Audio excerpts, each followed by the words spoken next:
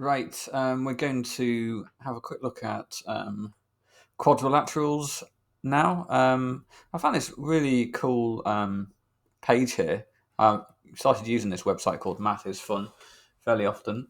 And usually I've not come across any simulations before, but I just came across one now on a quick Google search, and it looks really good actually.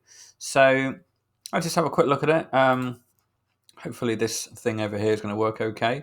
So what is a quadrilateral? A quadrilateral is basically anything, any four-sided shape. Okay, so what you can do with this simulation is you can choose any, and then you can just play around with this. And the quadrilaterals can go through. A lot of people don't realize this, but they think like it must be like this, and then they think we can't do that. But yes, but there's something like this. Now that is still actually classified as a quadrilateral a lot of the time.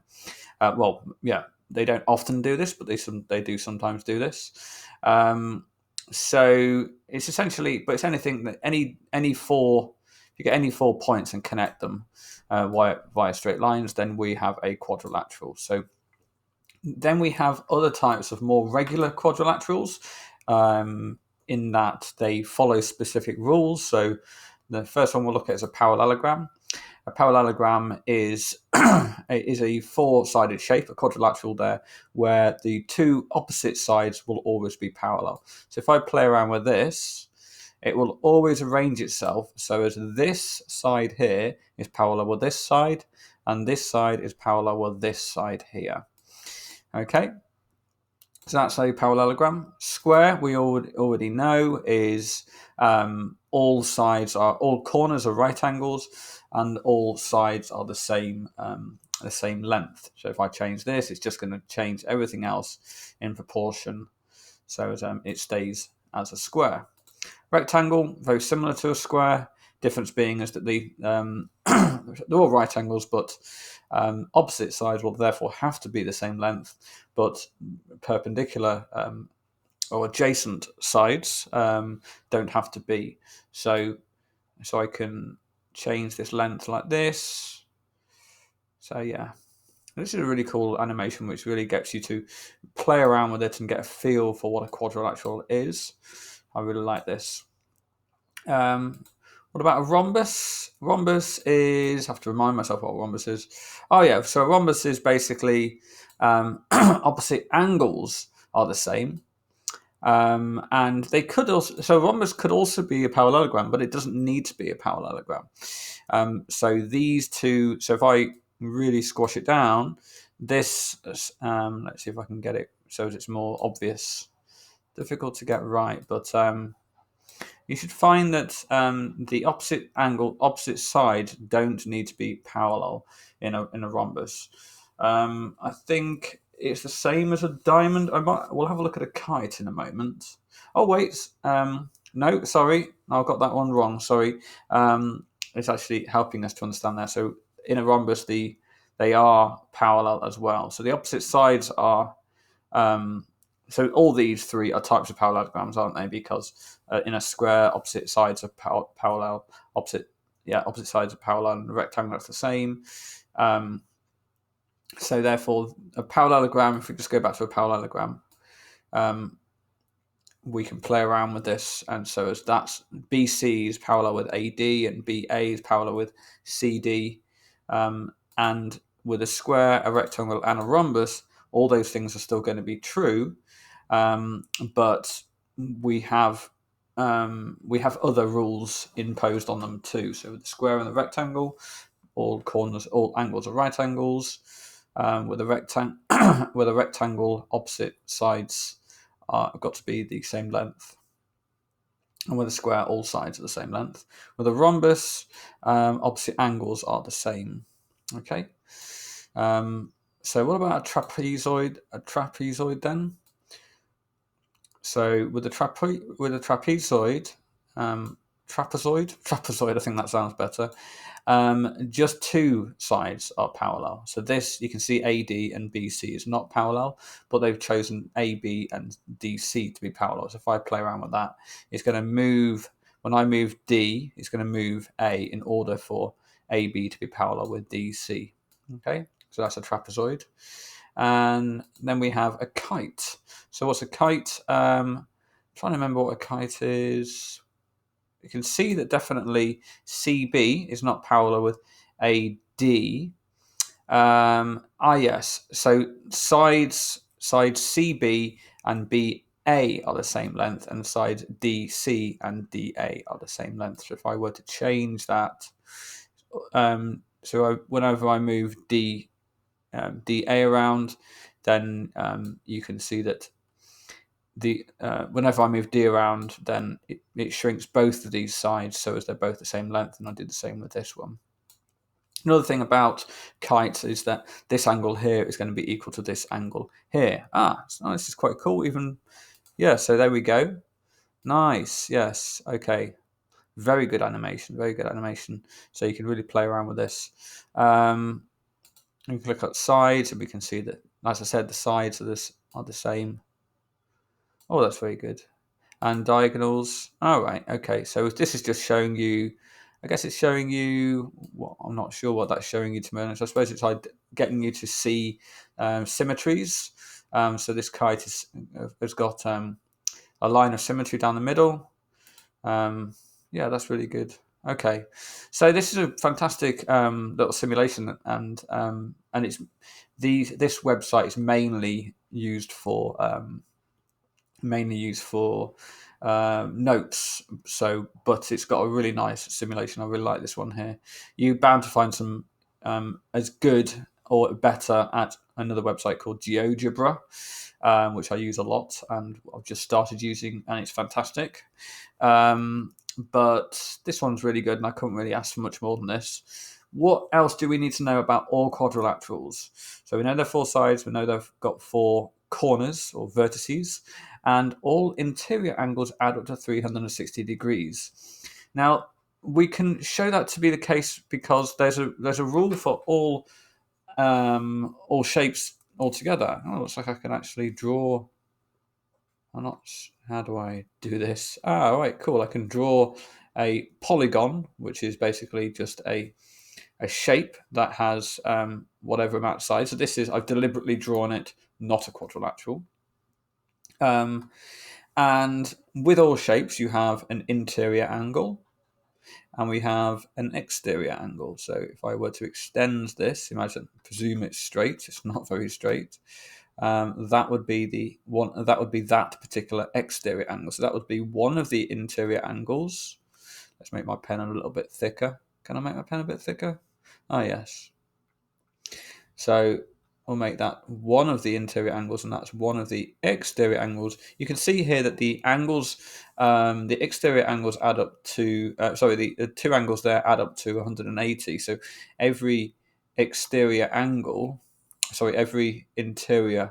and exterior angle is going to add up to 180 because it's going to be on a straight line. Another thing to know is that with all shapes, no matter how many sides, the sum. So I'm going to use this sigma.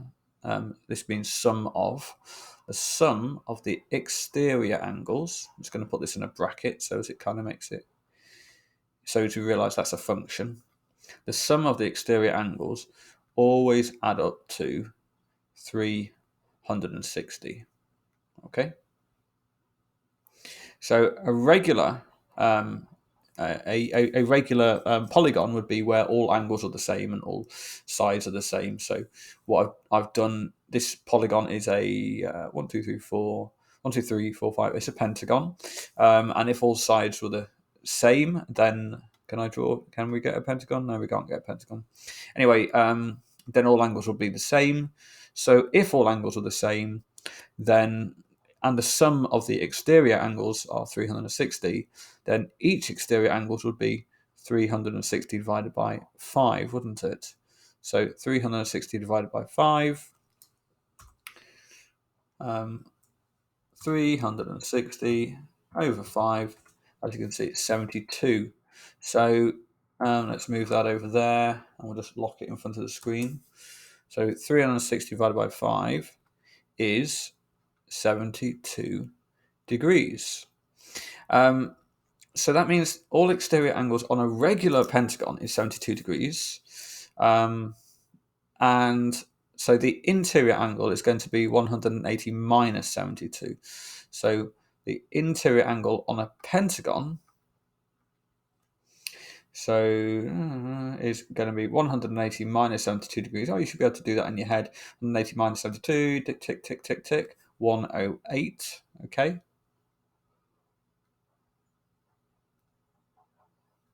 So in a regular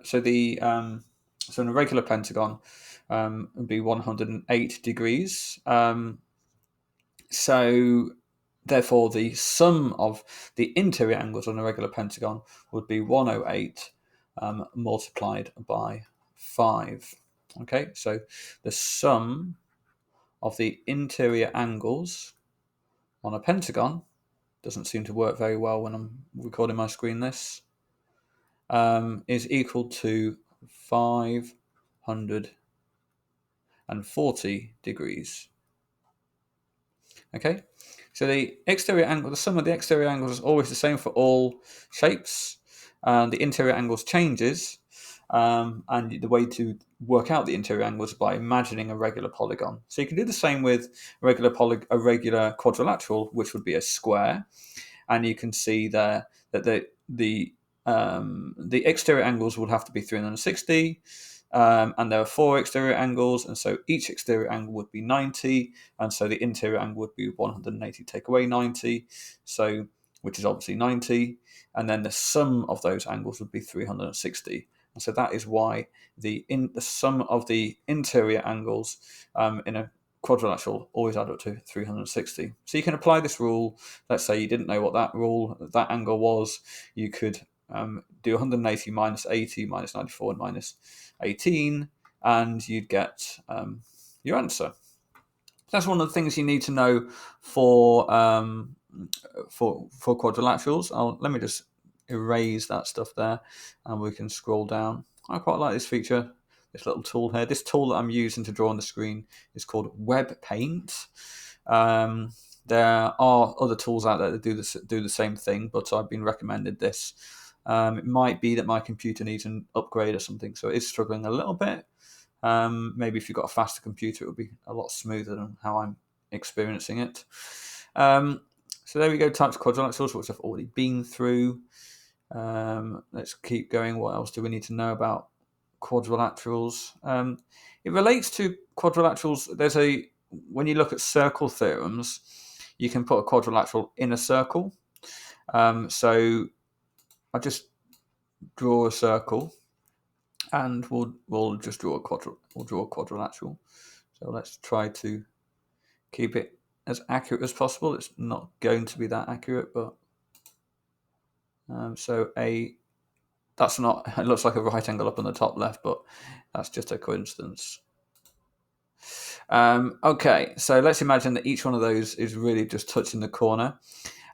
We know because it's a quadrilateral that all the angles add up to 360, because that's the case with all quadrilaterals.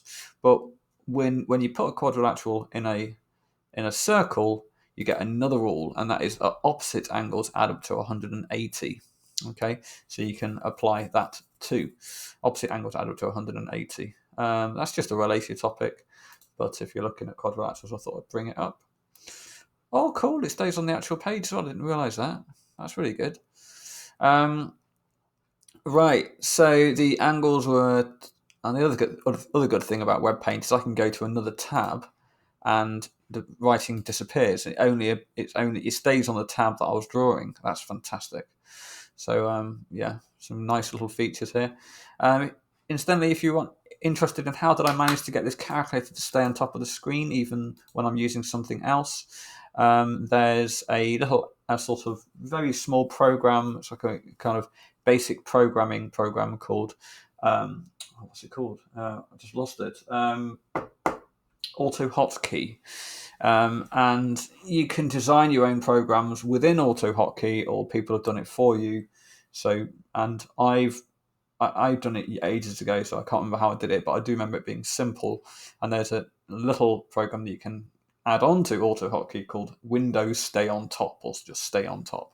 So when I click on this, when I click on it and press Control Space, it stays on top. If I turn it off, it goes back below again. Yeah. How do I skip through the windows? Alt Tab. Okay. Right. Family tree chart. Okay, what's all this about? Okay, so this is just relating the two. We kind of looked briefly at this, if you remember. When we had a look at that simulation, there was, where is it? Right at the top, you notice that the square, rectangle, and rhombus are kind of jutted out from this parallelogram. And what that's saying is that they're a type of parallelogram. So when we look at this family tree of quadrilaterals, we'll see that we got all these shapes here are types of quadrilaterals, right? And then we can say, right, we can go kites or trapezoids, and then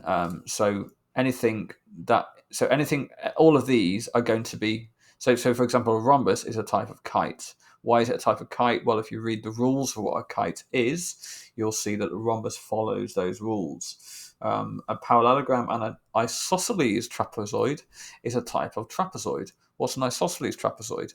Well, it's similar to an isosceles triangle. We have, imagine, in fact, it's kind of like an isosceles triangle chopped in half, or the top bit chopped off. So it just means that, as you can see, they've used color here to help you to see it. These two sides are the same, and these two angles are the same, and these two angles are the same. Oh, and also these these two sides, the left and the right side, are the same. The top and the bottom are not, obviously, as you can see.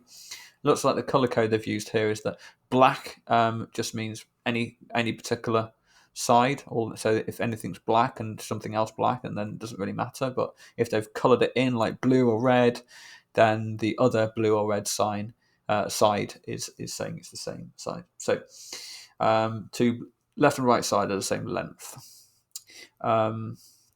They haven't done anything to show that something is parallel, that two sides are parallel. How would we demonstrate that? What we should do is, is it not? Oh, that's a shame. It stopped working, look. Let me see if I can get it back on again. Oh, okay. I'm just going to exit it and come back in again then. So how do we draw? Oh, it's not going to work anymore. Just after I was talking about how great it was. Well, it's great when it works, that is. The way to demonstrate, the way to show that the two sides are parallel is by doing a little line here, like a little tiny line that's sort of that crosses that, and another one here, and that would demonstrate that that side is parallel with that. If I want to demonstrate that this is parallel with that, I would have to do two lines, so two little lines, and it's just saying that sort of way of drawing the lines. Actually, I can draw it here on the whiteboard. Once it loads up, I'll just pause it while it's loading up. So let's just draw some random shape. What do we have here? I'm going to draw. Yeah, here we go. We've got a parallelogram right here. So how do I demonstrate that the opposite sides are parallel? But how do I demonstrate whenever I want that two sides are parallel, I would draw a bisector like that. If I want to show that these two opposite sides are parallel, if I did that, that is actually sort of saying or suggesting that all those sides are parallel. So what I would have to do, let me just zoom in a bit more, is draw two lines like that. So it's just kind of way of showing that they're parallel. Actually, no, I think I've used the wrong symbol there. Yes, I've used the wrong symbol. Sorry, this is to show that they're the same length, which they are anyway. They are the same length. How do I show? Yeah, sorry, I've got that wrong. That's how to. That's the symbol to show the same length. To show that they are parallel, you use arrows.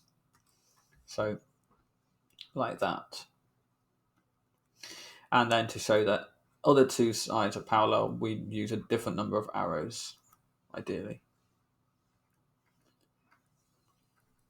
It's just to, like, if I had, let's imagine I had some random shape, some random lines like this. I wanted to show that those two lines are parallel, but let's imagine I had another two that look like they could be parallel.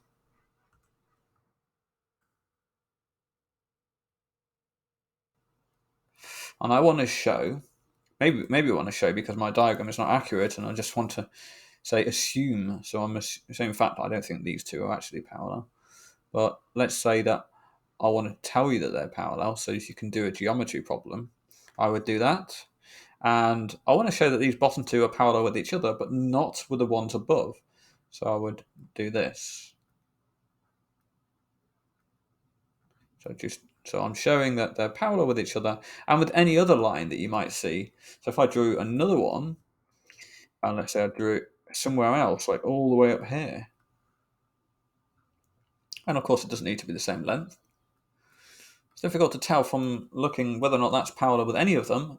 I'm sort of suggesting there that it's not. But if I drew one arrow like that on it, I'm saying that that is parallel with these two. And if I did two, I'm saying it's parallel with the bottom two, but not those two.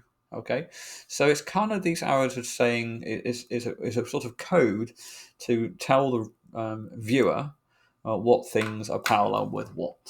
Okay. So what else do we need to know? Complex quadrilaterals. These are the ones that so ones where their sides cross over. So we've got interactive quadrilaterals. Oh, let's have a look at this. We've got some questions here that we can have a go at. I'll obviously make a link to this website here, but let's have a look. Oh, this is the one that we just looked at, isn't it? Yeah. So I think that just sent us back to the top. Yeah, I presume. Yeah. So yeah, I'll stop that video there, and I'll put a link in the whiteboard, and I'll also put a link. I'll also put the video that I've just made in the whiteboard as well.